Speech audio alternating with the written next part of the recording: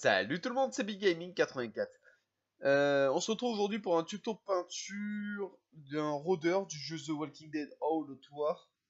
Et vous allez rire, je viens de parler pendant 7 minutes dans le vide.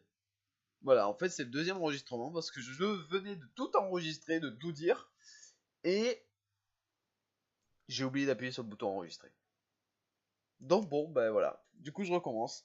Ouais, c'est le jeu, hein, vous me direz. Voilà, c'est...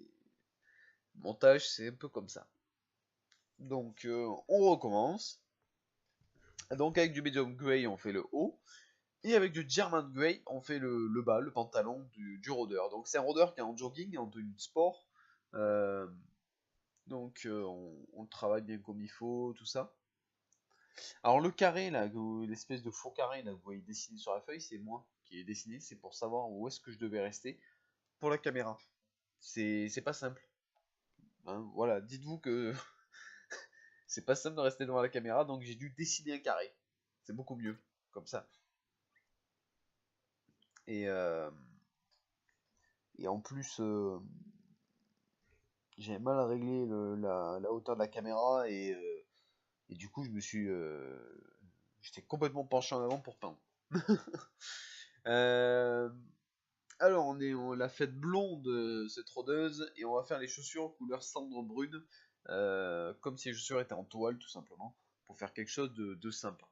Le vert beige de chez Heller sert toujours à faire la peau. En fait, une première couche sur la peau, après on peut venir foncer s'il faut pour faire un rôdeur qui est là depuis plus longtemps, éclaircir c'est un rôdeur un peu plus frais, entre guillemets. Voilà. C'est devenu fraîchement un rôdeur. Enfin, voilà, ça fait vraiment pas longtemps qu'il est là. Donc voilà. Ensuite de l'ocre, on va faire un lavis dans les cheveux pour faire une sorte de variation de couleur un petit peu dans les cheveux. C'est assez simple. Ça, je pense que tout le monde maîtrise. Sinon, honnêtement, c'est très simple, hein. Vous trempez le pinceau dans la peinture, puis dans l'eau, et vous y allez. Du blanc.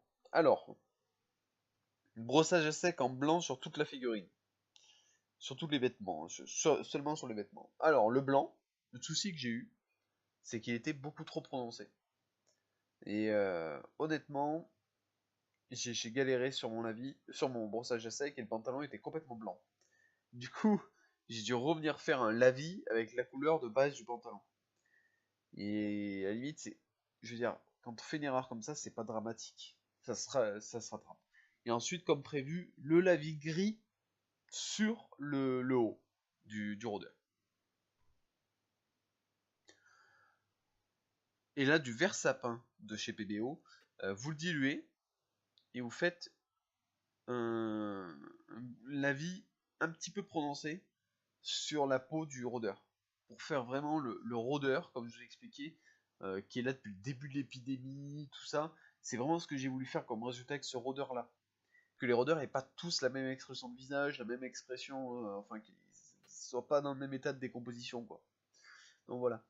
Le rouge de chez PBO, euh, pour faire l'élastique dans les cheveux de notre enrôdeuse, vu qu'elle a un chignon. Et le blanc de chez PBO, on va lui faire les lacets. Bon, c'est pas parce que c'est un rôdeur qu'elle fait passer les lacets, les gars. Non, voilà, quelque chose de simple. Le noir de chez PBO, le 0,55, on va faire le fond des yeux. Et on mettra pas d'autre couleur. Pourquoi? Parce que c'est un rôdeur qui a depuis longtemps, comme je vous le dis depuis tout à l'heure.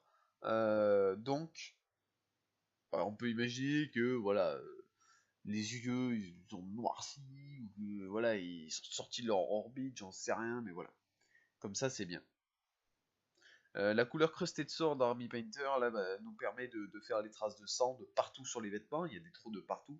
D'ailleurs, les sculpteurs de Mantic Games ont été très très bons parce que vraiment les trous dans les vêtements, le détail, tout ça, c'est super bien fait. Il n'y a rien à dire. Et moi qui peins pas souvent sur du 28 mm, je me suis régalé. Vraiment.